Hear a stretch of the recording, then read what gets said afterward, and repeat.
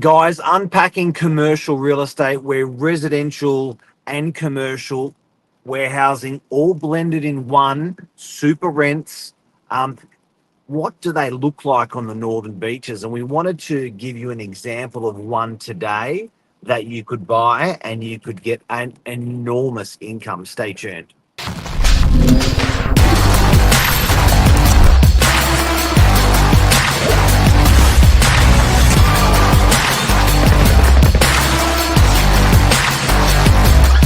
I'm the ringleader, so listen up.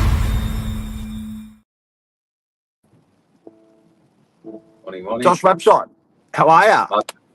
Good. Excited to talk about this one. Yeah, it sounds like an unusually incredible purchase.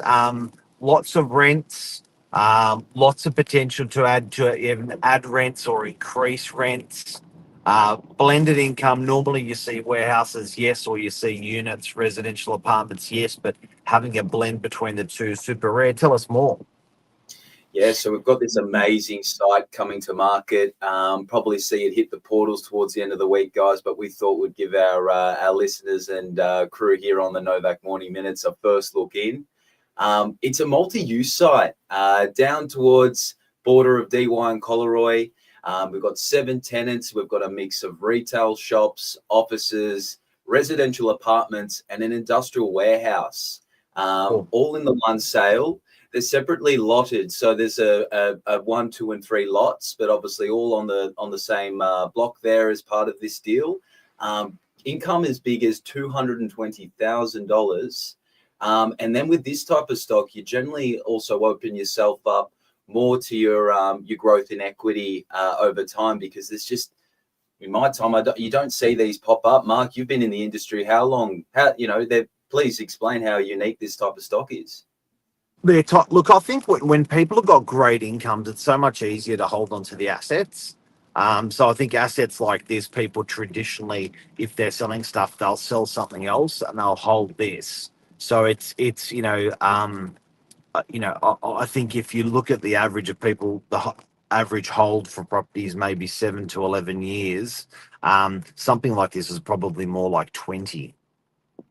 Yeah, definitely. I haven't seen too many with such a mix used. All tenants are locked in under a lease. We've just had a new girl put in, which is how this all started. We ended up leasing the small retail shop down below. She's just put an amazing new fit out downstairs, and the owners turned around and said, "Look, I'm actually interested in putting this on the market." So very exciting. They actually operate out of the downstairs. The wife has a salon upstairs. He runs the office up there, so they'll actually do a lease back at a quite a favorable rate. But also in terms of unlocking the site further, he's actually had a town planner, and this is from the owner. Obviously, always check with council, guys, in regards to any additions or structural changes. About a further granny flat out the back on top of the industrial warehouse. So he said he's brought a town planner out, said there's potential to do that, and maybe even a third level. So there is definitely more ways to unlock the income on this site, and it's really got me excited to bring this one to market. After dealing with a couple of deals in Brookvale over the last 6 months, we've seen investors there actually take a bit of a hit on the usual yields. Generally, investors aim from anywhere between 5% to 7%. We're seeing places in Brookie sell between 3% and 4% as a yield, because investors are realizing that, look, it's that yield of 7% walking into a commercial property just really doesn't exist anymore, or it doesn't come to market. Like you said, they get held marks. So I'm really starting to see a shift in investors and their understanding of the market for specific suburbs. This is, and specific type of stock. It's not everything that they're willing to come down to these yields, but that real tight held stock, such as your big blocks in Brookie, I'm seeing investors, take a little bit more of a hit on the yield, either unlock the site more or appreciate that equity growth they experience in the Northern Beaches. So, guys, if you just tuned in this morning, we're talking about buying some of the great buys we see and buying stuff with multi incomes. And there's a particular property here that we have in South Creek Road in on the borderline of DY and Coleroy there. Now, this is pretty unusual because the multi-income stuff is very different to an apartment, like a two-bedroom apartment. A two-bedroom apartment, you'll be limited to maybe increasing the rent by changing kitchens or bathrooms. When you have a multi-income property legal, um, and what I mean by that is, you've chopped it up in in a legal manner, not in a illegal manner. Like if you turn a two-bedroom apartment into two one-bedroom apartments, nothing's gonna. It's not good. But when it's when it's a property that's a commercial property, often you can do stuff like that legally, easily, and generate huge incomes. This is where I see landlords actually get huge upshots because commercial is valued on yield. So if you can tinker and create income, you can then create equity or capital value out of that, and then you can actually you can sell it or you can lend off that and move upwards off that. So to give you an example, if this is generating 220, 240 in income, if you're doing those things you're suggesting today, Josh, like putting a another level on it and creating another income, or massaging those rents or beautifying that property, then you're actually starting to get that. If you're getting 30% rent more, you're going to get 30% of the value of the property more. That doesn't happen in residential. Residential is not indexed off, the value is not indexed off the rent. It's indexed off sort of what it is. But these commercial properties are indexed off the rent. So there's even more focus or more smarts around increasing or how to increase that rent because it's directly indexing your value. You're almost making a multiple of 20, get this, a multiple of 20 on every dollar that you bring in, It's huge. right? So if you're renting a property, this is huge. If you're renting a property for 10,000 more, you're gonna be selling that property for 200,000 more. So when you're doing these things that Josh is suggesting today, that's massive, and you can't do that with residential. No, you really can't, and we've seen it, in front of our eyes. I know one of our colleagues, Michael, has a buy that recently purchased as well over in Brookvale, 22 Chard Road, and he's had a couple of properties where he's gone in, pretty much unlocked the potential in terms of value adds after he settles, finds the right tenant for the space, or it could be multiple tenants, Magician. and he's taken something that's 100 grand up to 250. The site's performing. He's then sitting on 1,000 square meters in prime Brookvale. So it's not only working for him in terms of a yield, but growing in the background. We've seen those metrics. Brookvale's just like the resi market, double every 10 years. So, that type of attitude and investing style seems to work, and it pays dividends. Well, don't forget, I'll say it again. 10 grand of rent is 200 grand of value that you're building in. So if you're getting 10,000 more out of the property, you're going to be selling it for 200,000 more. That is the difference on your yields. Now, why does that matter? It's a self-watering plant for life. Once you've created that income, that plant just keeps self-watering itself and keeps growing.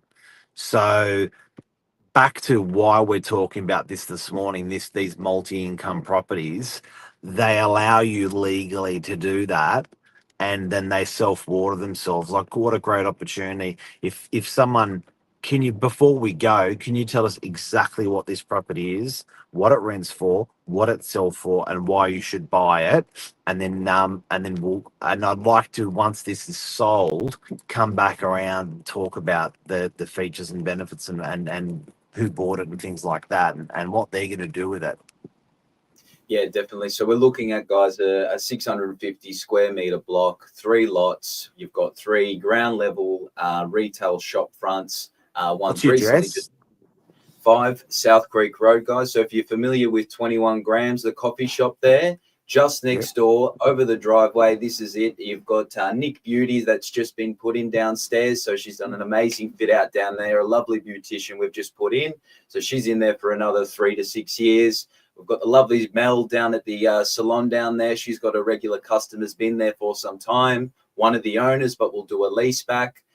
We've got great Ben who I've got to work with, an amazing bloke. He'll be upstairs. They run a geophysic reports business to do with any ground reports, things like that. He's been in business a long time. We've got a really nice three-bedroom apartment in the middle of the complex. Now, guys, I feel like the rent here is a little on the low side. I think with a fresh coat of paint and a bit of love, you're probably going to get yourself that extra $10,000 a year just from a $200 a week upshot and a bit of renovation work on that upstairs. You don't see too many around the beaches, 3-bedroom for around that $860. I think they're paying at the moment. So definitely some upshot there. And then you've got a 1-bedder downstairs. It's actually quite nice. He's done some renos in there. Wouldn't need too much work. And then obviously you've got the industrial warehouse. We've got it's by Sonic. So they do all the blind cleaning in the local area, or they're a manufacturer and distribution as well. So that used to be a mower shop at the back for any locals that may remember it. Correct. Yeah, great shop. Great warehouse. Yeah, exactly. And then so if we combine all those incomes together, guys, we're looking at about $220,000 per annum. Obviously, that's plus GST, on those commercial assets. Also take into account, guys, 5 of those 7 tenancies are commercial tenancies. That means that these generally increase anywhere between 3 to 5% every year as well. So your rent increases. As long as your rent reviews with your residential, you have every 12 months. So it's an ever-growing asset in terms of its income. Then again, you've got the ability, again, check with council, but as per my discussions with the owner, a granny flat on the back and potentially a 3rd level.